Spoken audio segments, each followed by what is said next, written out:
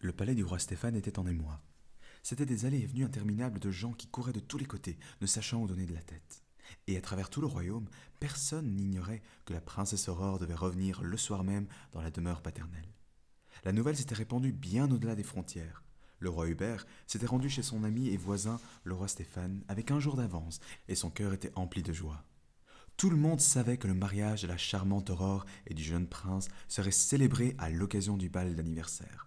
De toutes parts, des invités des deux royaumes arrivaient avec leur suite, tandis que toutes les rues et toutes les places des villes et des villages s'ornaient d'arcs de triomphe et de guirlandes multicolores. Pendant ce temps, au château, Stéphane et Hubert, débordant d'enthousiasme, faisaient mille et un projets. Ils réglaient minutieusement les détails des festivités et plus minutieusement encore ceux de l'existence du futur couple princier. Mais c'était sans aucun doute la demeure de leurs enfants qui les intéressait le plus. Oh, rien d'excessif, naturellement, disait Hubert. 40 chambres à coucher de 40 couleurs différentes, chacune avec son alcôve, son cabinet ou sa table de toilette, 20 salons d'apparat, 5 salles à manger, quelques salles de jeu, 12 bibliothèques, etc. Cela, bien entendu, au milieu d'un parc aux multiples avenues. En somme, quelque chose de fort agréable pour nos chers enfants. Veux-tu dire que cette charmante demeure dont tu parles est déjà construite demanda Stéphane d'un air très étonné. Parfaitement, Répondit Hubert avec un sourire malicieux. construite et même achevée dans ses moindres détails. Nos enfants pourront aller la visiter et s'y installer dès demain matin s'ils le désirent.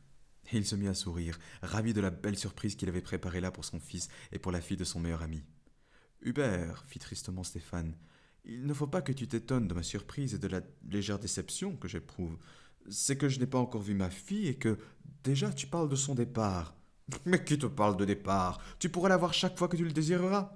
Ne serait-il pas possible d'attendre? Attendre, mais attendre quoi? Sache, mon cher ami, qu'une heure de bonheur perdu est perdue pour toujours. La discussion semblait vouloir se prolonger, et elle se serait sûrement envenimée si elle n'avait pas été interrompue par la voix puissante d'un héros qui annonça Son Altesse royale, le prince héritier. Enfin s'exclama le roi Hubert, tout heureux. Voici le premier de nos chers enfants. Déjà se dit le roi Stéphane avec chagrin, et il demeura immobile, songeant tristement à sa fille qu'il n'avait pas encore retrouvée, tandis que Hubert se précipitait à la rencontre de son fils. Le prince était à peine entré dans la cour que son père, ayant descendu l'escalier à la hâte, se trouvait devant lui. Vite, mon fils, vite, s'écria-t-il. Va t'habiller de façon plus convenable. Ainsi vêtu, tu ne peux être présenté à ta future épouse, car tu feras sous peu sa connaissance. Mais c'est déjà fait, père, répondit le prince. Déjà, S'étonna le roi. comment cela est-il possible? Quand as-tu... Oh, un beau jour en rêvant, chantonna le prince. Ah, assez de sottises, Répliqua Hubert, irrité. Ce n'est pas une sottise, père, répondit le prince avec sérieux. Je l'ai réellement rencontrée, et je l'aime tant. La princesse Aurore demanda le roi. Ciel, il faut que j'en avertisse sur le champ le roi Stéphane. Il ne s'agit pas de la princesse Aurore, expliqua le prince. Ce que je veux dire, c'est que j'ai rencontré la jeune fille que j'épouserai. J'ignore qui elle est. Une paysanne, sans doute. Une paysanne, S'écria Hubert. tu veux épouser une... Mon fils, tu plaisantes, n'est-ce pas? Mais le prince ne plaisantait pas. Ce mariage est impossible, reprit alors son père. Je ne le permettrai pas. Tu es un prince et tu épouseras une princesse. Père, dit le jeune homme pour l'apaiser, vous vivez toujours dans le passé, mais vous oubliez que nous sommes au XIVe siècle. Je suis décidé à épouser la jeune fille que j'aime, contre votre volonté au besoin. Dussé-je pour cela renoncer au trône? Voici la plus belle sottise que j'ai jamais entendue, Répondit le roi Hubert. Fort bien, répliqua son fils. Ah, tu crois cela? Hurla le roi exaspéré. Je me suis toujours montré beaucoup trop faible avec toi, et tu crois maintenant que tu peux en profiter et faire tout ce qui te plaît? Mais tu te trompes. Tu es le prince héritier et tu dois accepter les devoirs de ton rang. Tu n'as pas le droit de t'y soustraire pour satisfaire un simple caprice. Ce n'est pas un caprice, sire, répondit le prince d'un ton glacial. Je vous répète que j'aime une jeune fille et que pour elle, je suis capable de tout, même de renoncer au trône. Jamais, Répondit le roi. A-t-on jamais vu un prince renoncer aux honneurs, à la richesse, à l'hommage de ses sujets pour épouser une paysanne? Réfléchis, mon fils, Aie pitié de ton vieux père, ne me fais pas mourir de chagrin. J'ai pensé à tout cela, et ma décision est prise, dit le prince. Avec un haussement d'épaule, il sauta sur son cheval et fit demi-tour.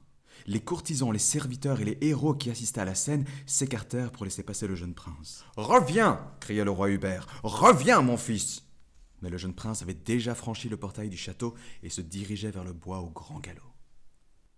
Une lumière de fin d'après-midi dorait les murs du vieux palais lorsque les fées se mirent en route pour accompagner la belle Églantine dans sa demeure légitime. personne ne les remarqua. Les trois fées étaient vêtues comme des paysannes et Églantine avait gardé sa robe de coton. Mais Jouvence portait sous son bras la toilette de bal que la jeune fille revêtirait après le coucher du soleil. Elles allaient d'un pas rapide, légèrement essoufflées, et surveillaient le déclin du soleil qui bientôt disparaîtrait à l'horizon. À cet instant, et à cet instant seulement, les fées pourraient reprendre leur forme habituelle.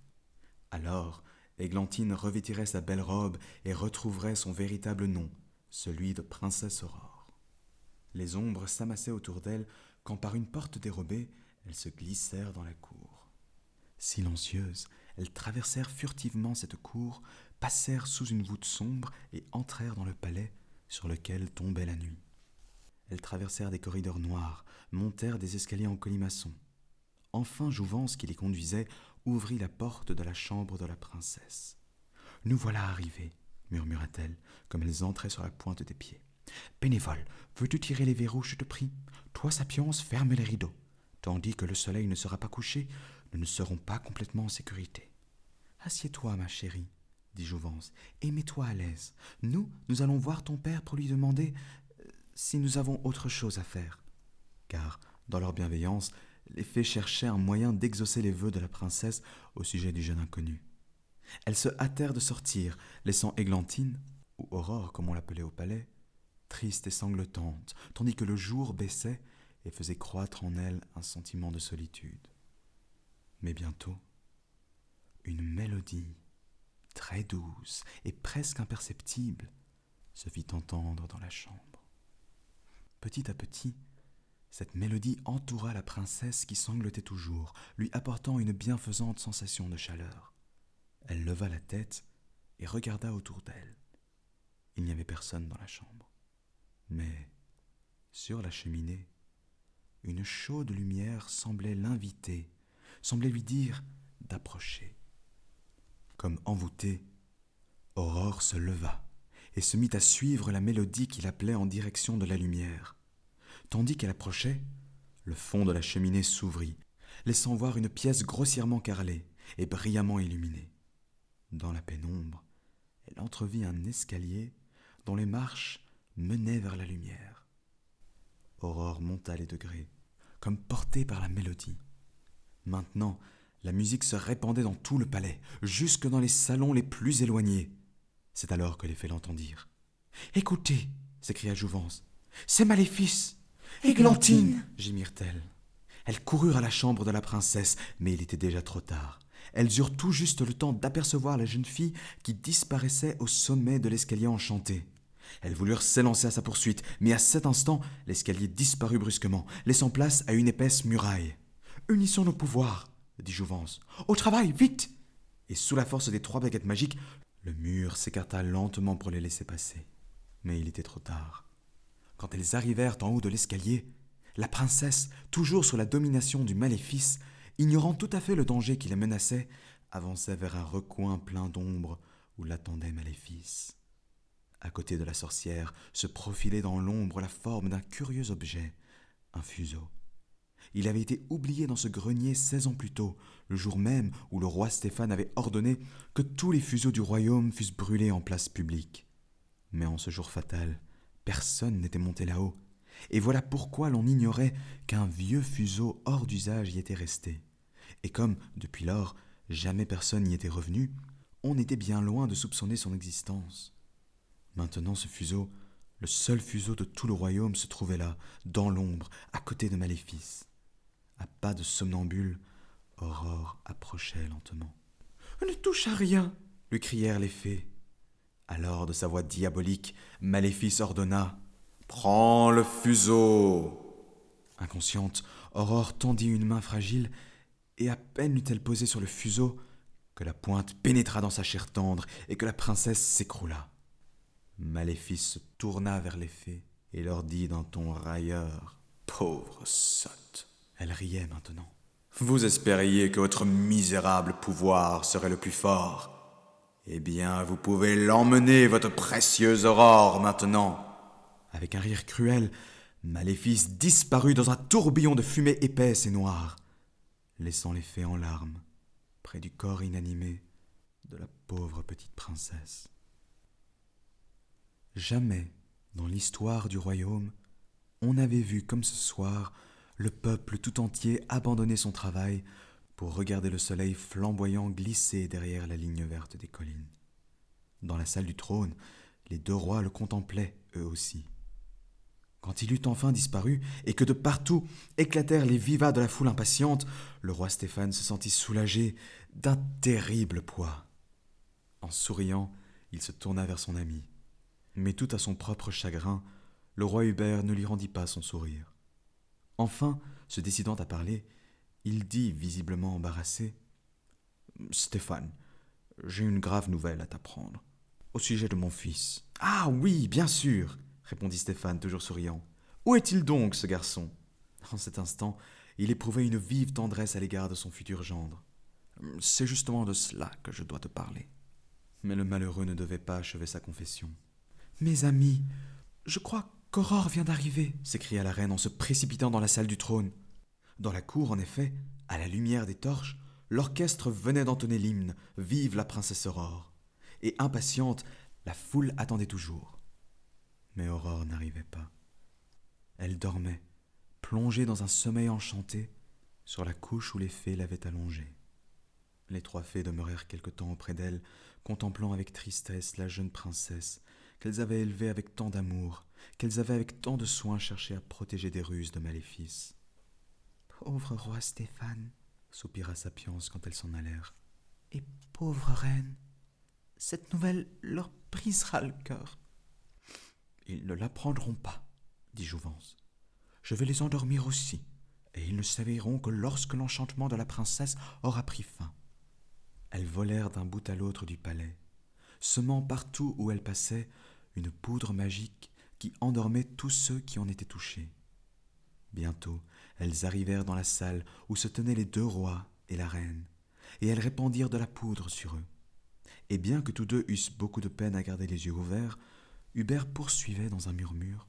« Ce que je voulais te dire, c'est que mon fils semble s'être épris d'une jeune paysanne. Il l'a rencontrée un beau jour en rêvant. » Et sa tête retomba sur sa poitrine.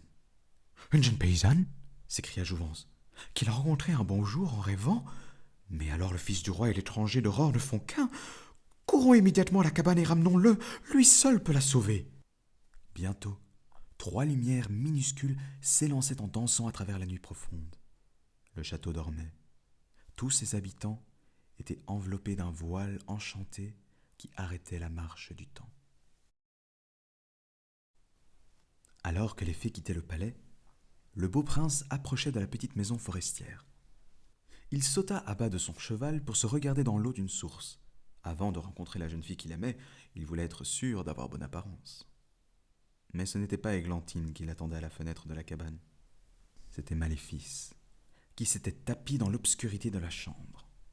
Et tout en caressant le dos lustré du corbeau qui s'était perché sur son bras, elle souriait. « Oh, ma beauté !» murmura-t-elle à l'adresse de l'oiseau. « Tu as été assez habile pour apprendre que celui qui aime la princesse doit se rendre ici même ce soir. Il est le seul être capable de détruire mon ouvrage. Un baiser qu'il donnerait à la princesse pourrait anéantir mon sortilège. C'est un obstacle que je dois écarter.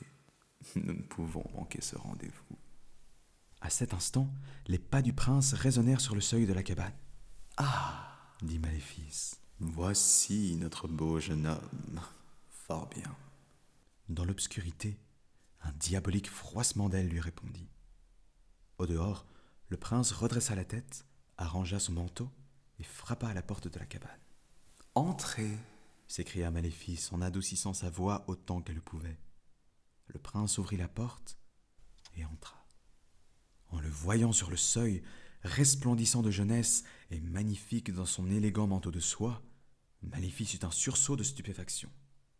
En effet, quand le corbeau lui avait appris que la princesse vivait comme une paysanne dans une cabane au fond des bois et que dans cette cabane, elle attendait pour le soir le jeune homme qu'elle aimait, Maléfice avait pensé qu'il ne pouvait s'agir que d'un bûcheron, d'un braconnier ou d'un berger. Son étonnement se changea bientôt en une joie méchante. En une joie méchante, oui, car la sorcière connaissait bien le fils du roi Hubert pour l'avoir vu lorsqu'il partait pour la chasse loin du château paternel. Elle savait aussi que tout petit, Il avait été fiancé à la princesse Aurore. Et elle l'avait épié plus d'une fois, s'imaginant qu'en le suivant, elle parviendrait à découvrir la cachette de la princesse disparue.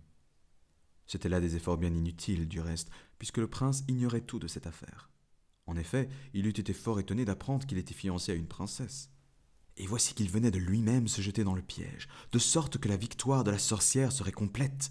En s'emparant de lui, elle empêcherait les fées de sauver la princesse, et du même coup, elle plongerait le roi Hubert dans le deuil et la désolation.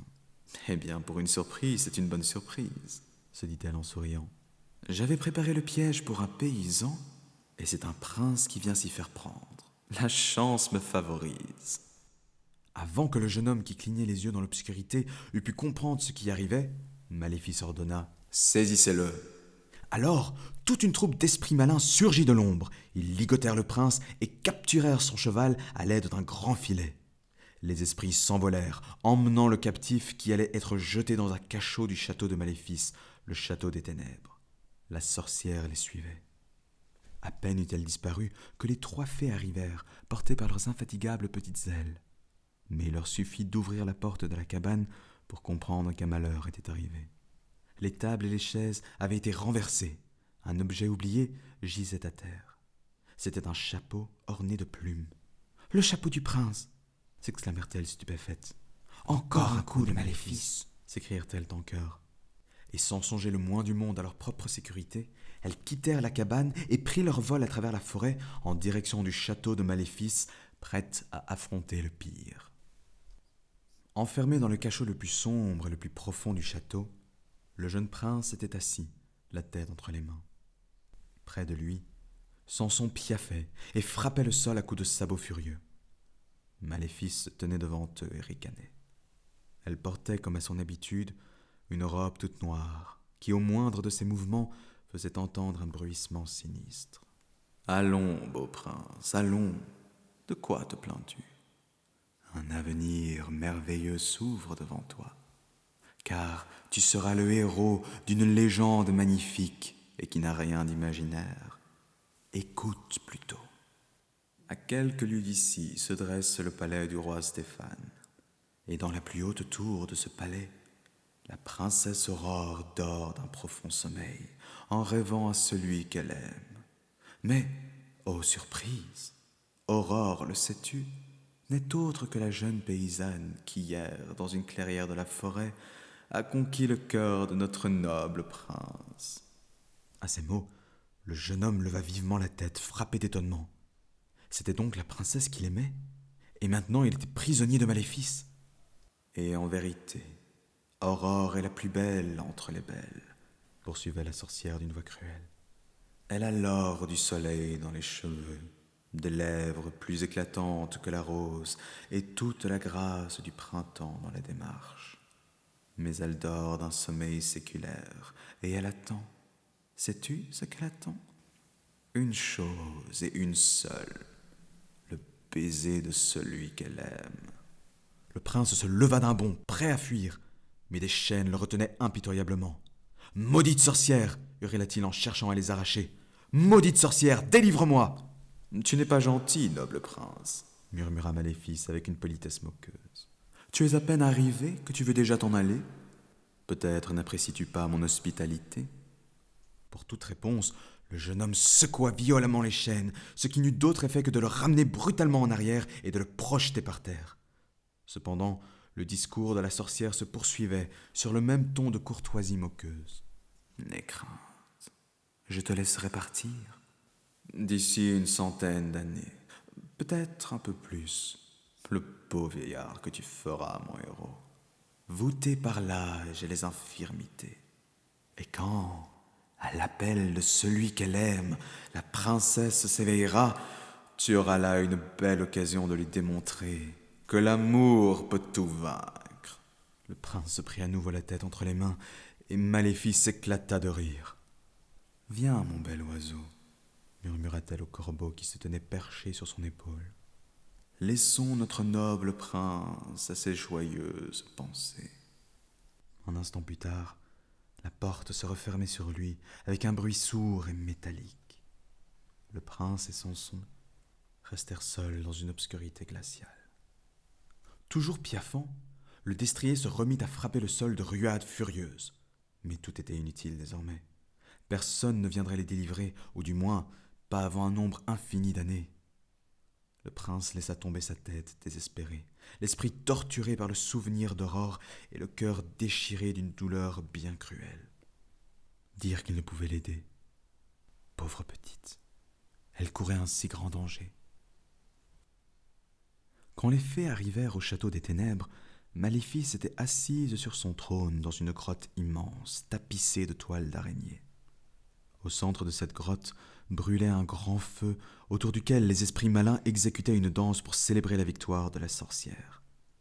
Ils étaient si occupés qu'ils ne remarquèrent pas les 3 petites lueurs qui passèrent vivement près d'eux. Après avoir suivi des corridors interminables, traversé des cours en ruine et franchi plusieurs portes, les fées entrèrent dans le souterrain et trouvèrent enfin le sombre cachot. Ce fut Samson qui les vit le premier, et il salua leur arrivée d'un hennissement joyeux. Le prince leur jeta un regard las. Mais quand il vit les petites créatures approcher solennellement leur baguette magique de ses chaînes, une lueur brilla dans ses yeux. « Qui êtes-vous » demanda-t-il enfin. « Chut » répondit Jouvence. « Ne perdons pas notre temps d'explication. » Des lumières surgirent à la pointe des petites baguettes, et à l'instant, les chaînes tombèrent en 1000 morceaux. « Voilà qui est fait » dit Jouvence dans un soupir de soulagement. « Maintenant, en route. Les dangers t'attendent en grand nombre sur le chemin de l'amour, et tu seras seul pour les affronter. Aussi, je t'arme de ce bouclier enchanté, qui est celui de la vertu, et de cette puissante épée, qui est celle de la vérité. Ce sont les armes du bien, et elles seules sont assez puissantes pour vaincre les forces du mal. » Les 2 autres fées approuvèrent d'un hochement de tête, tout en aidant le prince qui attachait son bouclier et s'emparait de l'épée enchantée. Il sauta en selle et partit au galop, faisant jaillir des étincelles sur les pierres du dallage. Maléfice entendit le claquement des sabots ferrés et, pâle de rage, courut à l'entrée de l'horrible château. « Levez le pont » hurla-t-elle d'une voix étranglée. Le pont qui franchissait un précipice sans fond se leva lentement, et Samson galopait, ébranlant furieusement les planches. Samson galopait toujours, et le pont se levait inexorablement, et puis ce fut le précipice. Alors, le cheval s'élança en un bond formidable, et sain et sauf, il atterrit sur l'autre bord avec son cavalier. Dans le château maudit, en proie à la plus terrible fureur, la sorcière déchaîna toute la foudre du ciel sur les fugitifs. Mais le prince poursuivait bravement son chemin. Plus loin, toujours plus loin, le long des sentiers tortueux de la montagne, il éprenait son cheval et courait vers le palais du roi où Aurore, sa princesse bien-aimée, dormait d'un sommeil enchanté. En voyant le prince disparaître à la vitesse de l'éclair, la fée Maléfice avait crié « Buissons impénétrables, et vous, épines vénéneuses, je vous ordonne d'encercler le château !» Là-bas, tout là-bas, le palais du roi Stéphane dressait ses hautes tours dans le ciel noir. Et par l'effet de la malédiction, l'obscurité s'était épaissie. Le sol s'ébranla avec un grondement d'enfer. La terre sèche s'ouvrit en 1000 fissures, d'où jaillirent des ronces enchantées. Et voici que petit à petit, ces ronces poussaient en buissons tortueux. Bientôt, le palais, au-dessus duquel s'accumulaient les nuages, fut entouré d'une forte haie de ronces. Les fées, qui volaient à côté du prince, furent les premières à apercevoir les bords de la haie, et elles comprirent immédiatement ce qui s'était passé. « L'épée de la vérité !» cria Jouvence au jeune homme. « Elle t'ouvrira un passage à travers les buissons. » Vlan, vlan. Dans la main du prince, l'épée virevolta de droite et de gauche et ouvrit rapidement une brèche dans la haie.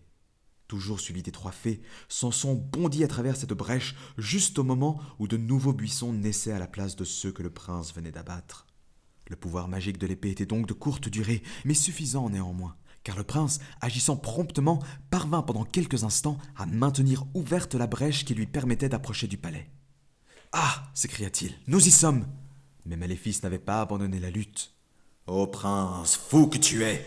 hurla-t-elle d'une voix furieuse. « Tu as osé défier la reine du mal. Prépare-toi à mourir. » Alors, devant le prince frappé de stupeur, apparut rougeoyante, haute comme une tour, la tête d'un dragon qui crachait du feu.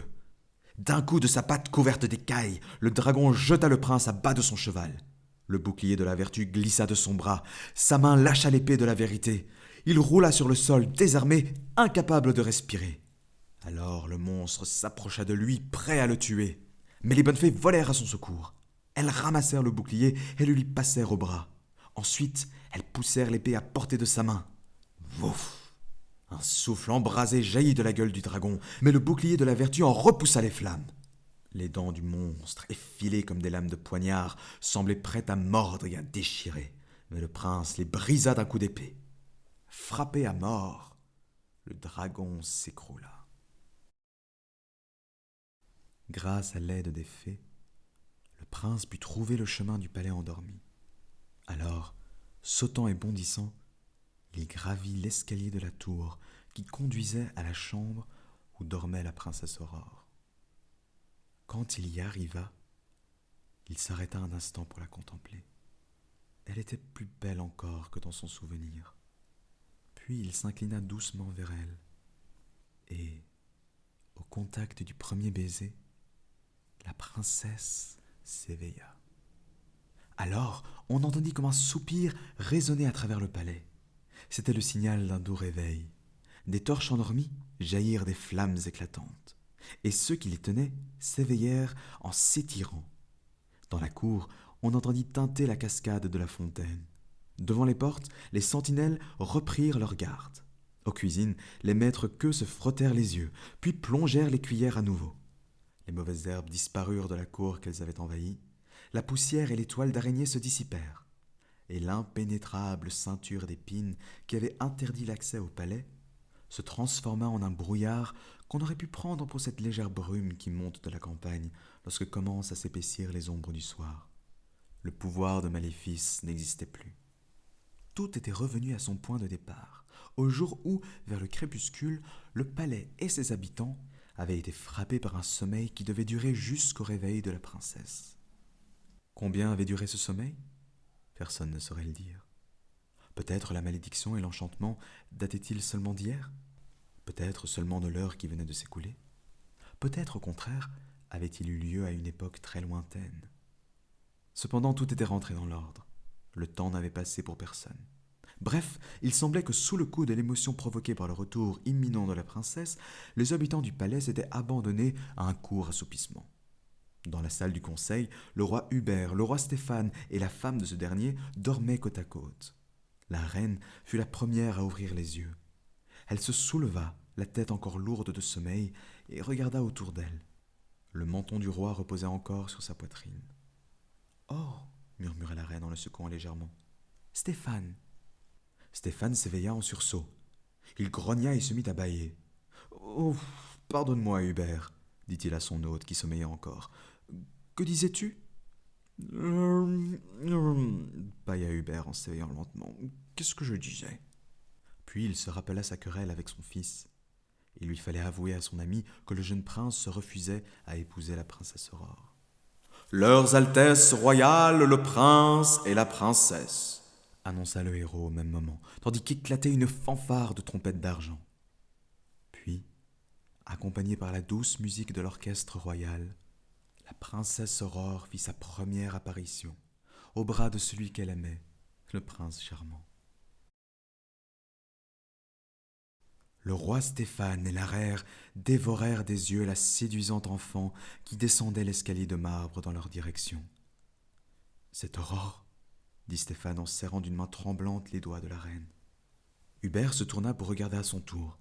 Il se frotta les yeux et secoua la tête. Aucun doute, ce jeune homme était bien le prince héritier. Alors, un tendre sourire, plein de joie et d'orgueil, éclaira le visage du roi. « C'est mon fils !» s'écria-t-il. Pendant ce temps, depuis la haute galerie qui dominait la salle, les trois bonnes fées se réjouissaient de voir leur églantine bien-aimée, à présent princesse Aurore, réunie de nouveau à ses parents après 16 longues années de séparation. Il y avait des larmes de joie dans les yeux du roi Hubert à la vue de cette scène touchante. Cependant, lorsqu'il s'adressa à son fils, il essaya de prendre une voix sévère. « Que signifie tout ceci, mon garçon ?» lui dit-il. « À vrai dire, je ne comprends pas. »« C'est la fin heureuse, mon père, » expliqua le jeune prince. « La fin heureuse d'une histoire qui commença, un beau jour en rêvant. » Puis il prit la princesse par la main, et au son de l'orchestre royal, tous deux s'élancèrent dans un pas de valse vers le pays de leurs rêves, où ils vécurent heureux à jamais, Vous pouvez en être certain, puisqu'il s'agit d'un conte de fées. Et comme il arrive dans tous les contes de fées, les forces mauvaises reçurent pour finir la punition qu'elles méritaient. Oui, mes chers petits. En voyant que le prince sortait victorieux de son combat contre le dragon, Maléfice tenta un effort désespéré. Levant ses longs bras vers le ciel, elle assembla tout un appareil de nuages, de tempêtes, d'éclairs et de tonnerres, et elle essaya de les déchaîner contre le palais du roi. Mais cette fois, par bonheur, le sort voulut que ses forces ne répondent pas à la méchanceté de son désir, et les décharges de foudre qu'elle avait invoquées s'acharnèrent contre son propre château qu'elles réduisirent en cendres. Par contre, dans le palais du roi, où la fête se poursuivait, Aurore et le prince charmant, oubliant toutes leurs souffrances, heureux d'un bonheur sans mélange, continuaient à danser. Du haut de la galerie, les fées contemplaient cette belle scène émouvante, et de temps en temps, Sapience s'essuyait les yeux. Mais Sapience, ma chère, que t'arrive-t-il lui demanda sa sœur Jouvence, après l'avoir observée attentivement. Ah, répondit Sapience au milieu de ses larmes, j'aime les histoires qui finissent bien. Elles m'émeuvent et me font pleurer d'une façon qui me charme. Alors la fée s'abandonna à un sanglot de bonheur. Oui, soupira Jouvence, elle me charme, moi aussi. Mais juste à ce moment-là, le regard de Jouvence tomba sur la robe de la princesse. Oh, pauvre de moi, j'ai dit rose, s'écria-t-elle. Et d'un coup de baguette magique, elle changea la couleur bleue de la robe en rose. Bénévole, elle aussi, avait observé la danse avec joie, en silence. Mais lorsque le bleu devint rose, elle soupira, puis leva sa baguette. J'ai dit bleu, murmura-t-elle. Et voilà la raison pour laquelle, durant toute la danse, la robe de la princesse ne cessa de passer du rose au bleu et du bleu au rose jusqu'à la fin.